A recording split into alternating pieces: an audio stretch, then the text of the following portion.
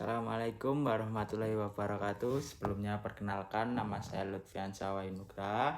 Saya biasa dipanggil Lutfi, NIM akhir saya 133. Saya berasal dari Prodi Agroekoteknologi, Fakultas Peternakan dan Pertanian Universitas Diponegoro. Pada kesempatan kali ini, saya akan menyampaikan pandangan dan ulasan saya mengenai permasalahan bahasa Indonesia yang semakin nyata di tengah kehidupan masyarakat, khususnya di era digital yang berkembang sangat pesat. Baik, bahasa Indonesia merupakan bahasa persatuan yang lahir dari sejarah panjang perjuangan bahasa Indonesia. Bahasa Indonesia tidak hanya berfungsi sebagai alat komunikasi, tetapi juga menjadi simbol identitas nasional, sarana pemersatu, serta cerminan karakter dan kepribadian bangsa Indonesia. Namun, di tengah kemajuan teknologi informasi dan komunikasi yang begitu cepat, bahasa Indonesia menghadapi tantangan yang semakin serius. Salah satu permasalahan utama yang sering kita jumpai di kehidupan sehari-hari yaitu adalah pergeseran penggunaan bahasa Indonesia di ruang digital, terutama di media sosial. Media sosial yang seharusnya menjadi sarana komunikasi yang positif dan edukatif justru sering dipenuhi oleh penggunaan bahasa yang tidak sesuai dengan kaidah, penuh singkatan, campuran bahasa asing, serta istilah-istilah populer yang digunakan tanpa pemahaman yang tepat. Kita sering menemukan kalimat-kalimat yang secara struktur tidak jelas, ejaannya keliru, bahkan maknanya yang ambigu. Penggunaan bahasa gaul yang berlebihan memang dapat menciptakan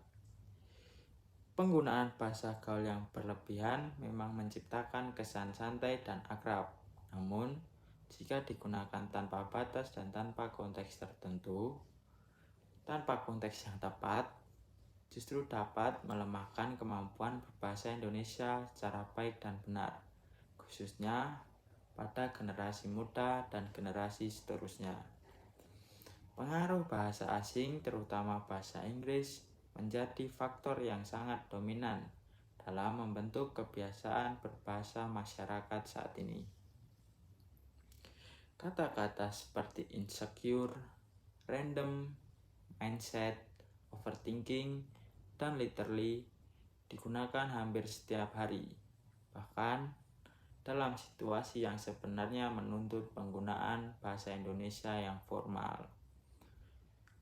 Mirisnya, banyak penutur yang menggunakan istilah-istilah tersebut tanpa mengetahui arti kata dalam bahasa Indonesia. Padahal, bahasa Indonesia memiliki kosakata yang kaya, indah, dan bermakna jelas. Jika fenomena ini terus berlangsung tanpa kesadaran kritis, maka bahasa Indonesia berpotensi hanya menjadi bahasa administratif dan akademik. Sementara dalam kehidupan sehari-hari, masyarakat lebih memilih menggunakan bahasa campuran yang perlahan-lahan mengikis jati diri kebahasaan bangsa Indonesia. Selain pergeseran kosakata, permasalahan lain yang tidak kalah penting adalah menurunnya etika dan kesantunan berbahasa di ruang publik digital.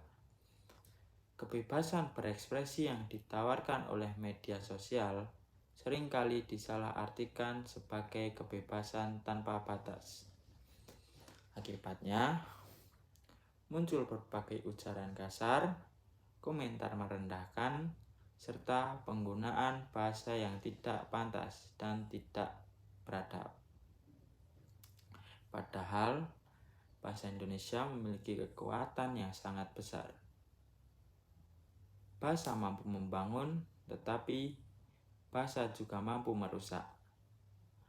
Bahasa yang santun dapat menciptakan dialog dengan suasana dialog yang sehat.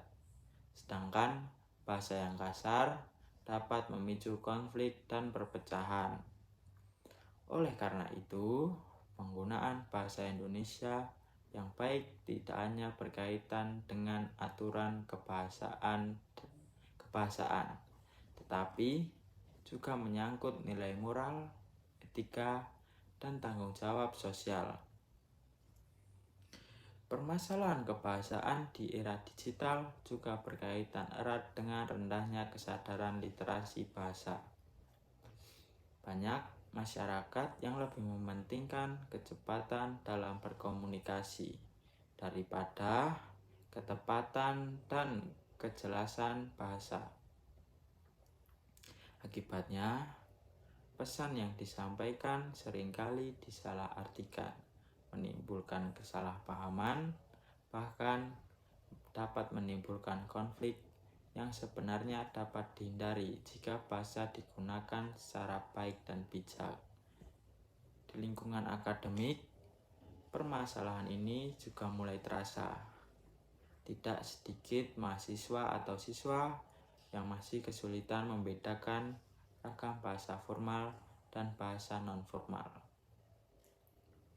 baik dalam penulisan tugas, presentasi, maupun komunikasi resmi. Hal ini menunjukkan bahwa tantangan bahasa Indonesia bukan hanya terjadi di luar ruang kelas, tetapi dalam pendidikan juga.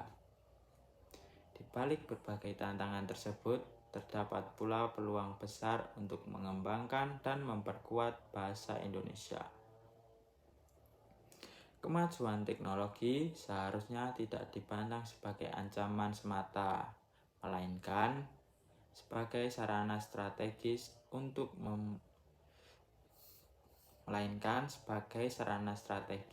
mempromosikan penggunaan bahasa Indonesia yang baik dan kreatif. Media sosial seperti platform video dan berbagai aplikasi digital dapat dimanfaatkan untuk menyebarkan konten edukatif yang menarik, inspiratif, dan informatif. Menggunakan bahasa Indonesia yang baik dan benar bukan berarti menghilangkan kreativitas atau membatasi kebebasan berekspresi. Justru sebaliknya. Bahasa Indonesia memberikan ruang yang luas untuk berekspresi secara santun, cerdas, dan bermakna. Kuncinya yaitu kemampuan untuk menyesuaikan bahasa dengan situasi, konteks, dan tujuan komunikasi. Sebagai mahasiswa dan generasi muda, kita memiliki peran yang sangat strategis dalam menjaga keberlangsungan bahasa Indonesia.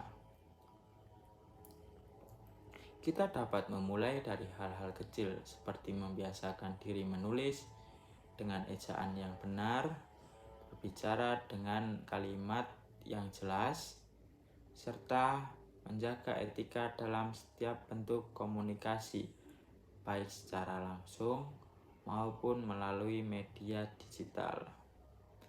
Bahasa Indonesia adalah warisan berharga yang tidak ternilai harganya. Bahasa Indonesia telah menyatukan berbagai suku, budaya, dan latar belakang yang berbeda dalam satu identitas kebangsaan. Oleh karena itu, menjaga bahasa Indonesia berarti menjaga persatuan, menjaga martabat, dan menjaga jati diri bangsa. Sebagai penutup, saya ingin mengajak kita semua untuk lebih sadar, lebih peduli, dan lebih bertanggung jawab dalam menggunakan bahasa Indonesia.